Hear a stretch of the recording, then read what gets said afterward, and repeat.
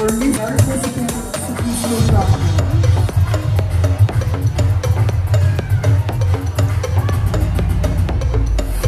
Sa mga buwang pag-reward sa atong mga kandidat. Alright? From candidate number 1 to candidate number 8, up to the host, Guapa, Tanan. Agreed? Okay, very good. Okay, because our candidates are all A-ables. Okay? So this time, let us orient our ears, no? As our candidates will be speaking and will be answering a question for the preliminary question and answer portion. Okay? But before anything else, may konting paalala na po that our candidates are allowed to speak in their language of convenience. No? So English, Filipino, Bisaya, Mandarin, di na po ito kayo wala na mag-Mandarin. Wala no? Korean, wala na po. Okay, no? So, sila na ang bahala. They are allowed to speak as long as they can answer the question and they can express what is within their heart. Okay? And of course, if po sa magkani may tabo, sino ko palayo, hindi na po mo react din so, ha? Okay, isang A naman siya, if you agree. Yay! Okay, nagkasinabot na tayo na. Okay, please join me here, candidate number 1.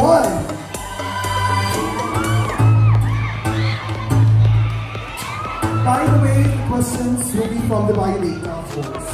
And approved by the organizer, Honorable Rodriguez. Okay. Hi, candidate number 1, Miss Shaira Lecomono Acopio, how are you? Yes, hello. No? Okay, so you've written in biodata the ambition successful individual. So you want to become a successful individual. Then here's your question. What is your own definition of success? Again, what is your own definition of success? By the way, good evening everyone. My definition of success is the way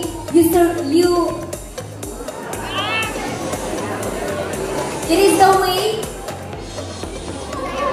you do it on your own, you strive, you face challenges, and you face circumstances, and you fight for it because you never give up, and you still always in your mind that I can do this, and I will survive this, and I thank you. Thank you so much, candidate number 1. Please step forward, candidate number 2. But before anything else, parang na lang magkagwapa. How are you, candidate number 2? I'm feeling honored and feeling great, and I'm excited to be here tonight. Thank you.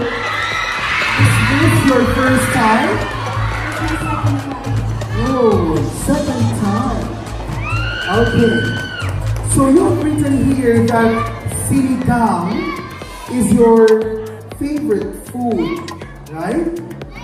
So what is in sinigang, or what particular ingredient of sinigang that you love the most and why? Thank you for that wonderful question. Sinigang ang akong paboritong pagkaon. Kay bisan pa man sa kalisod sa kinabuhi, sama sa kaaslong sa sinigang, nagpabilin gihapon ang kalipay, kahupayan sa atong pamilya. Ang sinigang nagpakita nga bisan unsa pa man kalisod, kung ikaw na ay dedikasyon, dasig o gugma, makabot yun mo ang imong mga pangandoy sa kinabuhi. Daghang salamat. Thank you so much, candidate number 2. Isang pagkun sa kaaslong sa sinigang o kaaslong sa imong mga friends, no? Sige kag-aslomon kay ana o kayo kalaban na gigyapon. Thank you so much, candidate number 2. Please join me here, candidate number 3. Miss Ria May Andag, right? How are you? So far, so good. So far, so good. Okay. One of your hobbies is youth volunteering. What do you think is the best part of being a youth volunteer? Again, what do you think is the best part of being a youth volunteer and why? Good evening, everyone. Jose Rizal once said that ang kabataan ay pag-asa ng bayan. And I stand here to advocate youth volunteerism. As a youth volunteer, I see in my community the kids are scared to dream, and not just only kids but also adults who really scared to dream because of lack of education, poverty, and etc. And I believe that being a voice of youth is a source of strength and inspiration. Thank you. Thank you so much. Really. Lisa, forward candidate number 4. Ms. Ginza Kid Magbuwas, 16 years old. So 16 years old to be 4, iwan ani sa ko. So medyo galahin akong ginawa, ani na po doon. I am 17 years old. So, hindi na maglago ka guwapa dyan, boy. Okay.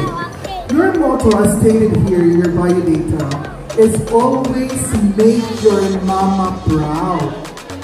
As a loving daughter, what is your message to your mom or mama who is surely watching tonight? Again, your motto, as stated here, is always make your mama proud. As a loving daughter, what is your message to your mom who is surely watching tonight? My message to my mom is thank you for being there and strong, independent woman to us, and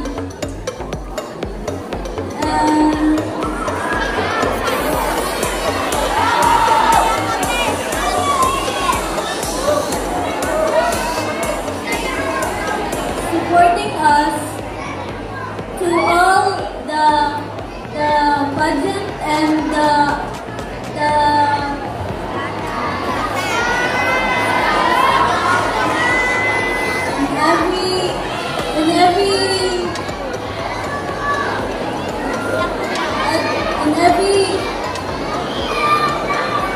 every pageant that we want to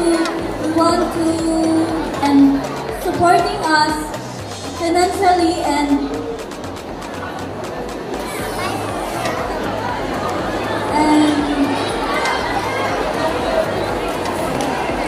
sustainability. Thank you. Thank you so much, candidate number 4. So behind a successful beauty queen and successful person is of course Ms. Rita Marie Portento Lactuan, right? Okay. Your favorite sport, as stated here, is badminton, right? How will you convince someone to play and love badminton? Again, your favorite sport, as stated here, is badminton. How will you convince someone to play and love badminton?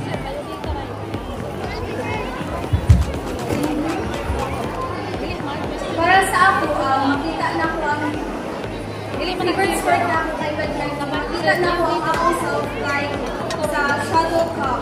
Kaya di rin mo makita kung di kung saan mo pag-push ang imo ka o galingon para ma-inspire ka o ma-motivate ka para mag-push mo ang imo dream, especially sa youth.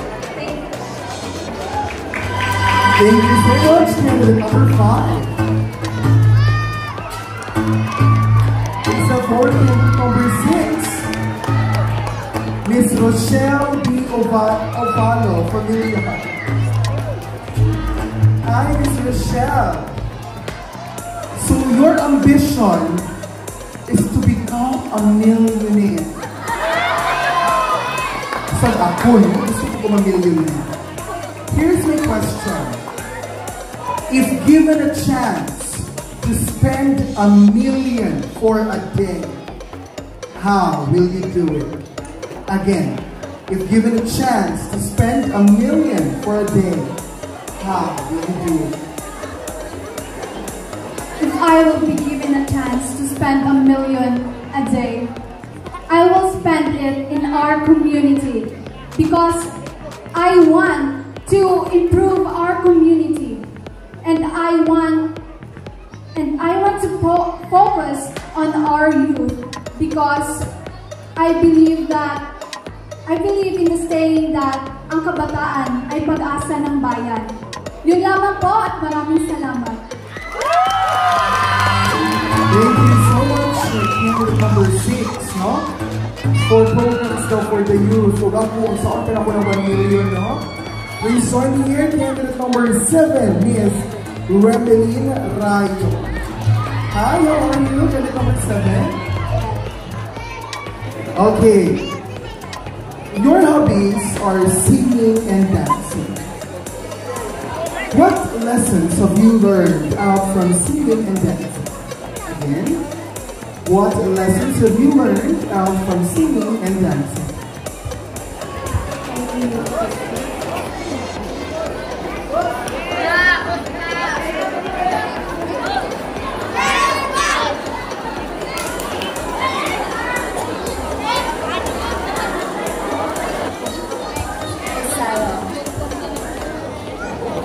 Sa nagmaot ang tingog, panlagitan, para ipakita ko na ito, ipaproud na ito ganyan, kung sa good ang atong tingog, nabaw na sa judges.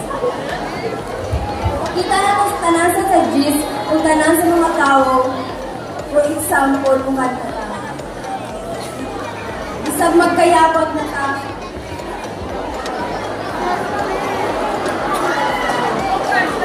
kailangan na, pero proud na po sa aking kaugalingon.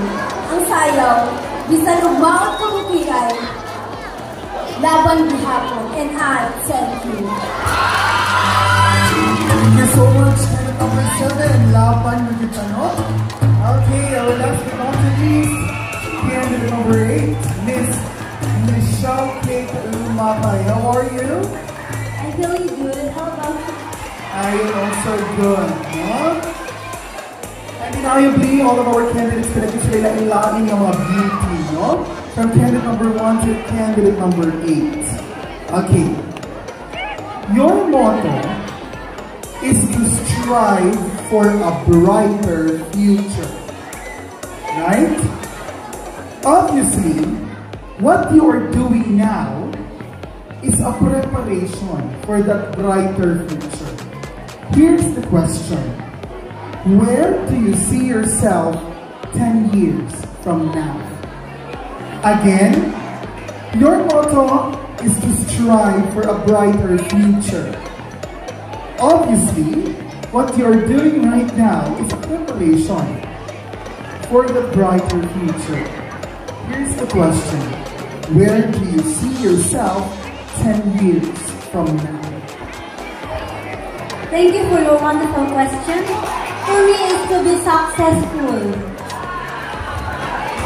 I thank you. Thank you so much, candidate number 8. And those are our ladies for Miss World 2024 expressing their thoughts, their opinions, and of course, their wit and confidence.